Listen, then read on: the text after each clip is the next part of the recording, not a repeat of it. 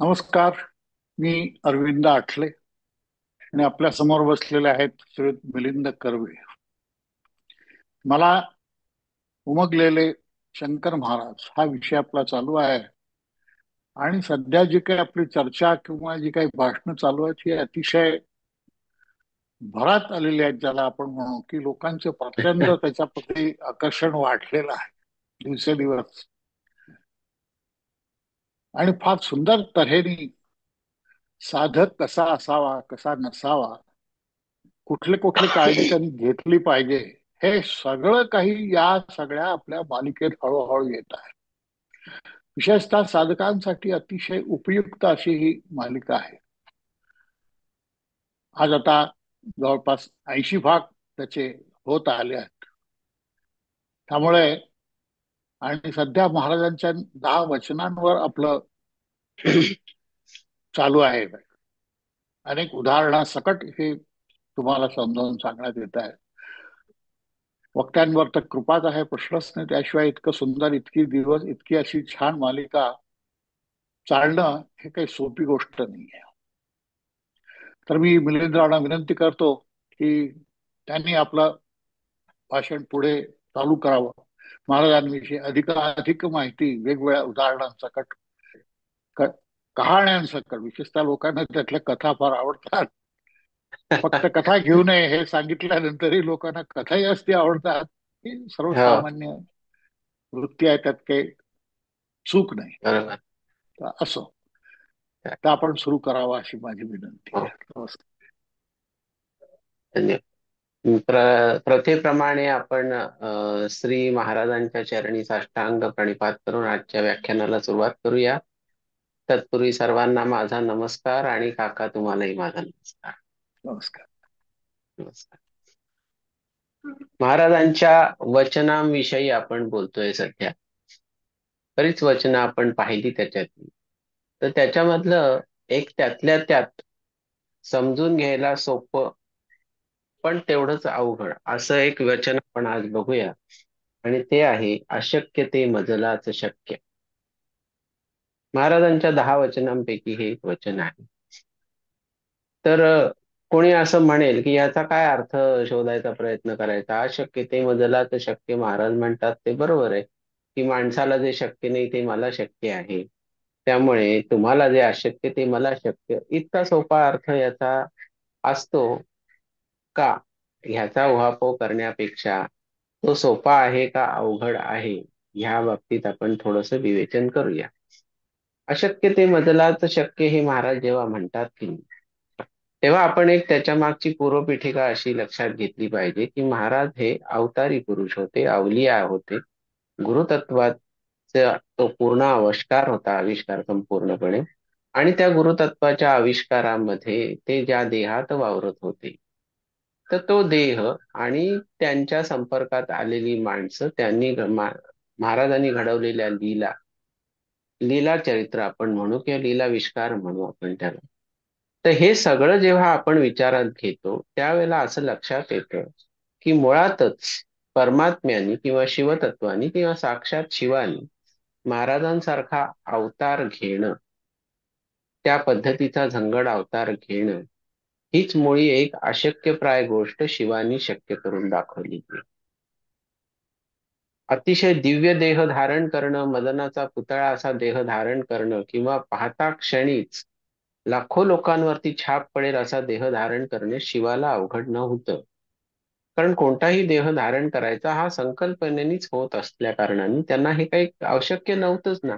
पण तरी सुद्धा एक काहीतरी विकृत स्वरूपातला देह, विकृत स्वरूपातला म्हणजे दिसण्यासाठी म्हणतो मी, की काय एकरूप आहे असा देह समाजासमोर ठेवून आणि प्लस त्या देहामध्ये अंतरी नाना कळा रंगवून त्यांनी जे स्वतःच एक व्यक्तिमत्व, ठाशीव व्यक्तिमत्व जनांपुढे ठेवलं. आणि त्याचं कारण एकच होतं, लोकोद्धार आणि पारमार्थिक उन्नती करून देणं लोकांची, एवढं त्याचं उद्दिष्ट असल्या कारणाने ते शिवानी जे घडवलं या अवतार कार्यामध्ये, त्याला आपण असं म्हणू शकतो की ते शिवानी अशक्य ते शक्य करून तुमच्या समोर ठेवलेलं आहे. आता एक लक्षात घ्या की आपण नेहमी म्हणतो की शिव आणि शक्ती हे अद्वैत आहे.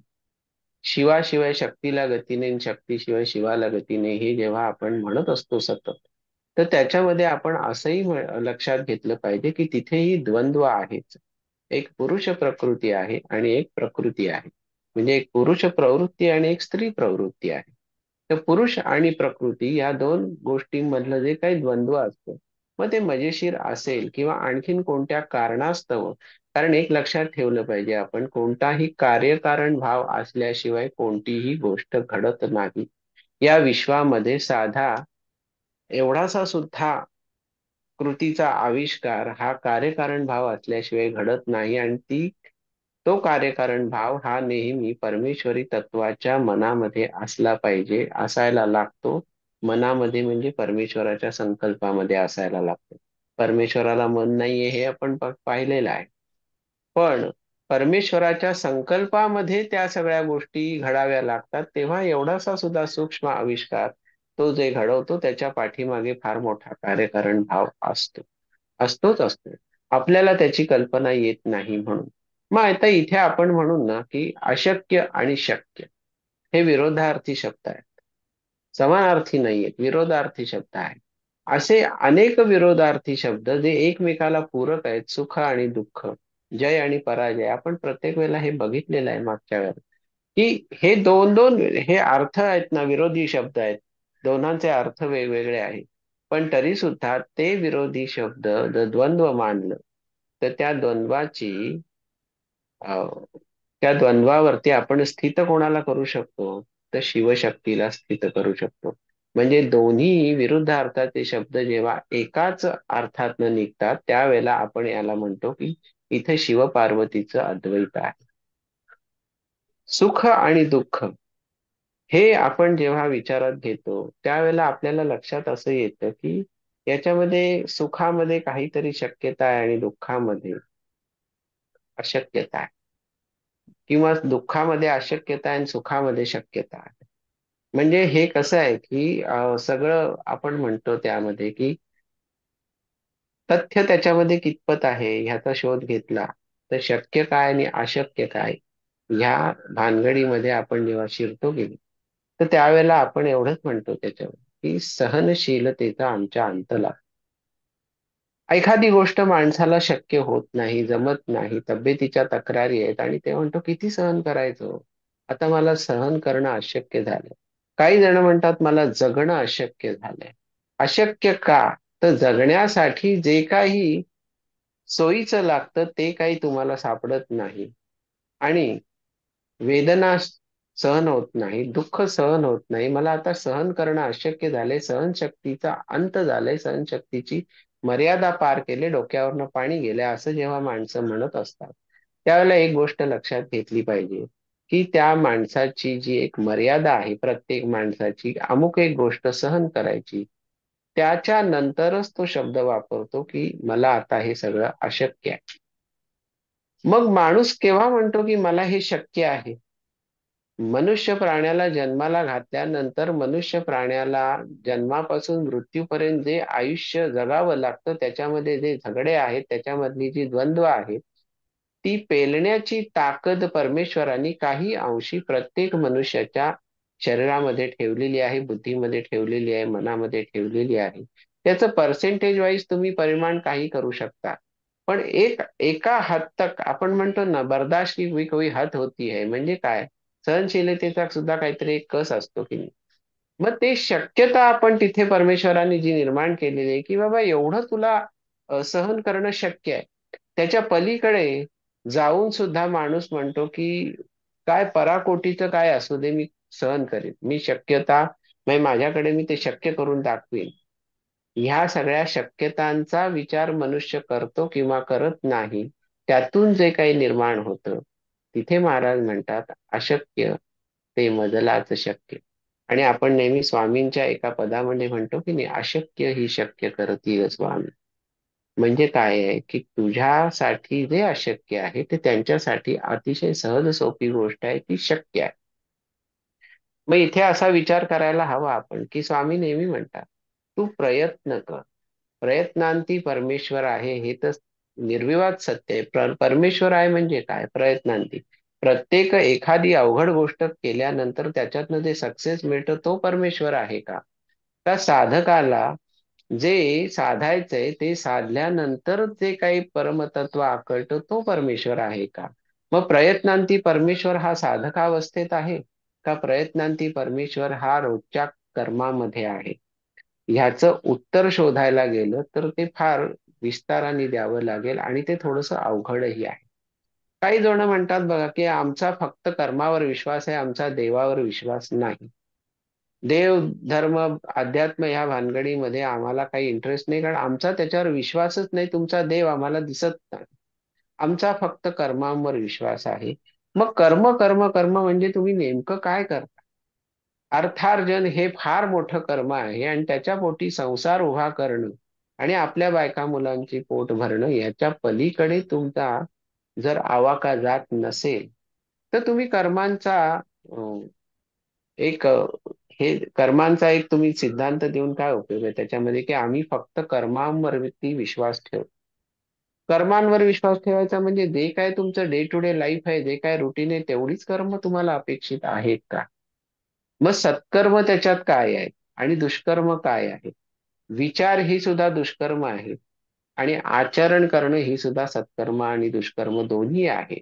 मग याच्यामध्ये कर्मांवर विश्वास आहे. मग तुम्ही हे उत्तर देऊ शकता का की आमचा चांगल्याही कर्मावर विश्वास आहे आणि वाईट कर्मावरही विश्वास आहे? पण वाईट कोणाला नकोच असतं ना.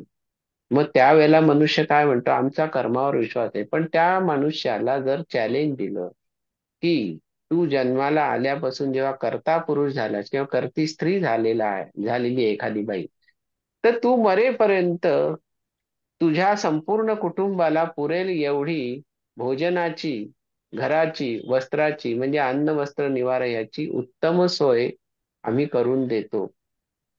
तर अशा वेळेला मनुष्य कुठले हातपाय हलवेल का?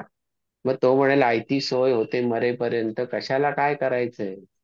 मग तेव्हा त्याचं जे म्हणणं असतं की आमचा फक्त कर्मावर विश्वास आहे. मग ते जे वाक्य आहे त्यांनी म्हटलेलं आहे ते कुठे गेले?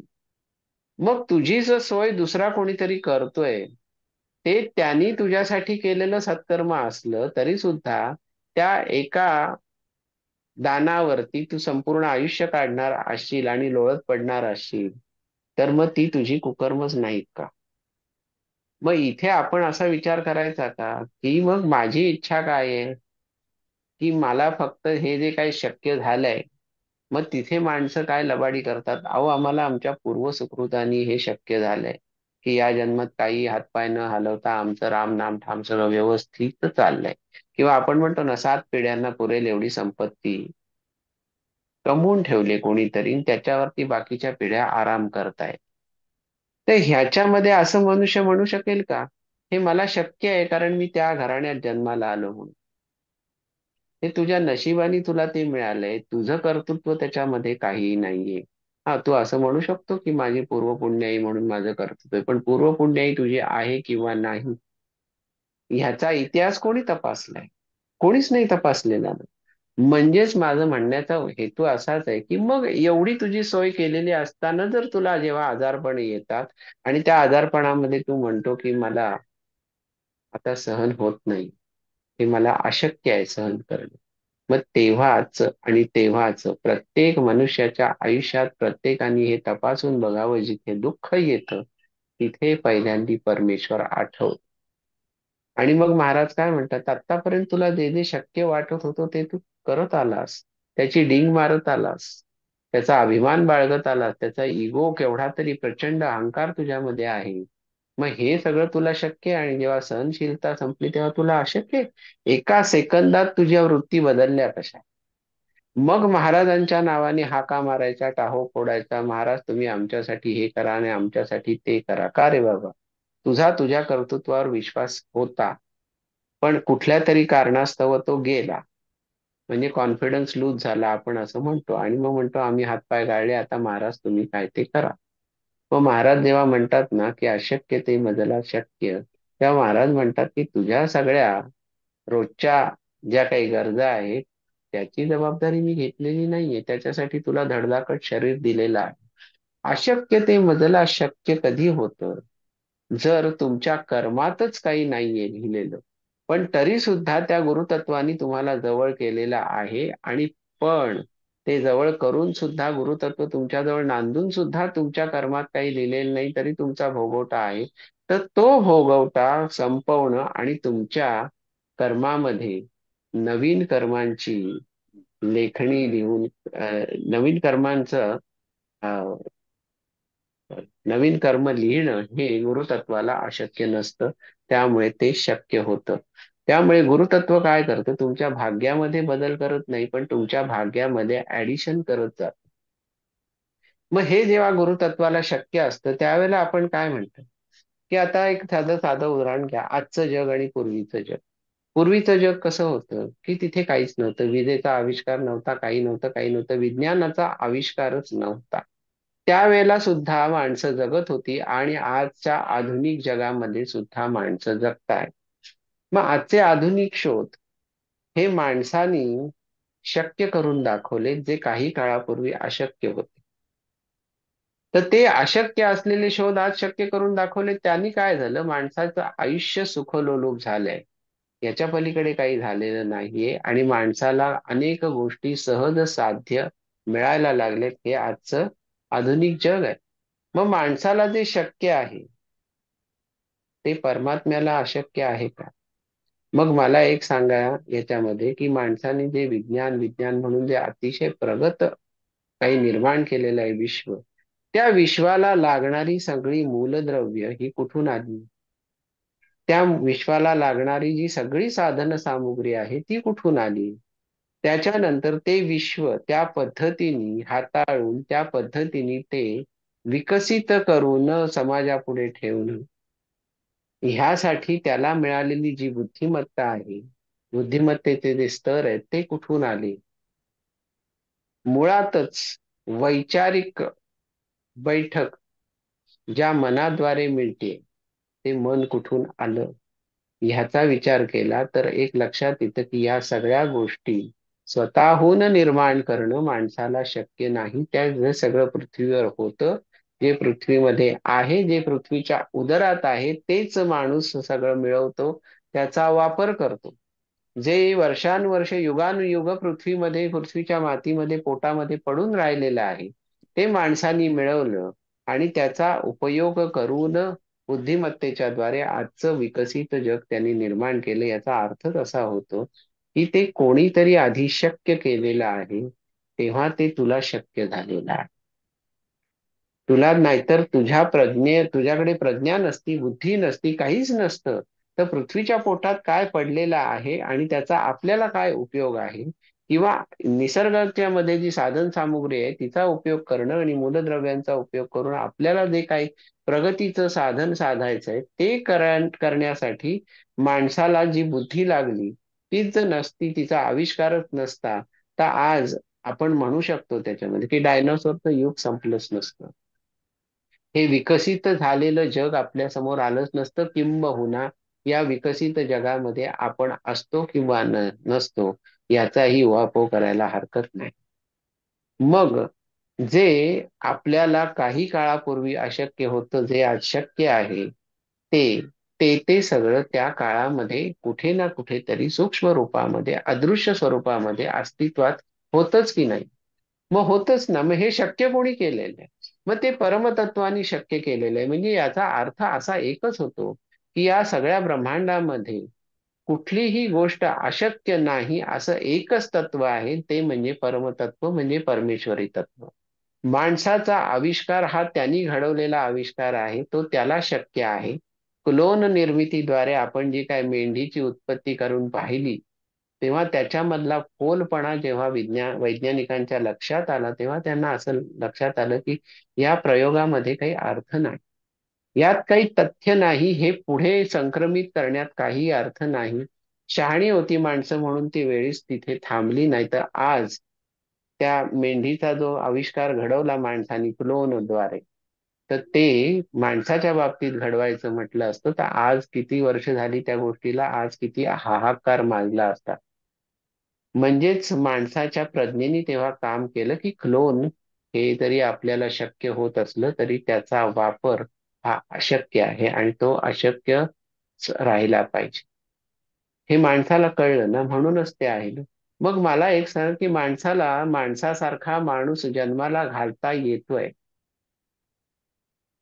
हेच केवढं मोठं अशक्य गोष्ट आहे ती परमेश्वराने तुमच्या बाबतीत शक्य केले. कारण ब्रह्मदेवाचं पुन्हा इथे नाव येतं की त्यांनी उद्योग केले म्हणून ही सगळी प्रोडक्शन युनिट्स निर्माण झाली आणि आज सतत प्रोडक्शन चालू आहे.